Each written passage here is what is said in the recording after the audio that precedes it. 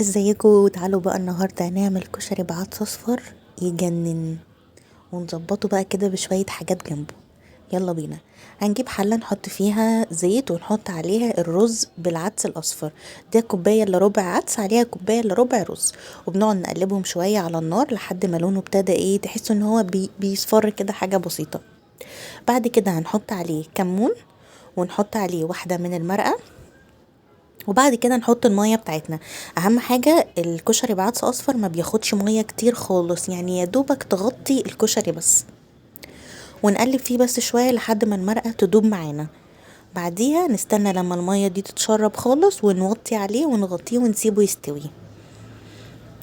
زي ما انتوا شايفين جنبه بقى بطاطس، مش اي بطاطس بقى كده محمرة، لا بطاطس نسلقها الاول، نغسلها كويس ونسلقها، بعد كده نقطعها بقشرها ونحمرها. بتبقى تحفة، هي لازم تتاكل كده مع الكشري، مش بطاطس محمرة عادية كده والسلام. بعد كده نروح نحمرها ونجهز بقى طبق الكشري العالمي. اهو طبق الكشري بعدس اصفر، وجنبيه بقى كام واحدة كده من البطاطس. واهم حاجة لازم تتاكل مع الكشري هو البيض المسلوق. دي اهم، اللي ما بياكلش بيض مسلوق مع الكشري فايته كتير، وخصوصا بقى لو متدحرج في السمنة. يا سلام، بجد تحفة تحفة، وبتبقى أكلة تجنن. بصوا شكله كده. طب بذمتكم مش جوعتكم ونفسكم دلوقتي تاكلوا الطبق ده؟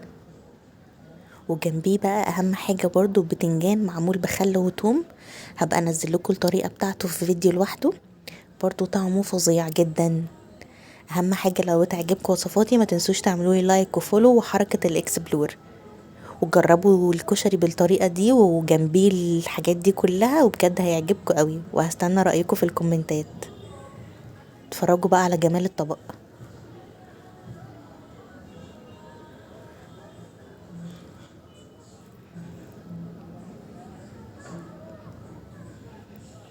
بس بقى كده الطبق بقى جاهز مع البتنجان ومع الفلفل ومع كل حاجة. جربوا بقى الطبق ده كده وبكل المكونات بتاعته دي وقولوا لي ايه رأيكم. يلا باي باي.